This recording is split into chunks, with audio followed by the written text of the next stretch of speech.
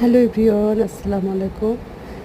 আমি আজকে তোমাদেরকে দেখাচ্ছি চান্টু বিভিন্ন সময় বিভিন্নভাবে ঘুমায়, তার কিছু অংশ তোমাদেরকে দেখাচ্ছি। দেখো, সে সকালের দিকে একরকম ঘুমায়, সকালে নাস্তা খাওয়ার পরে একরকমের ঘুমায়, আবার সে দুপুরবেলায় একরকম ঘুমায়।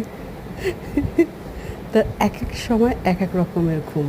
আর একটা ঘুম আছে দীর্ঘ সময় ঘুমায় সে। হাজার শব্দ, হাজার ঢোল পিটা,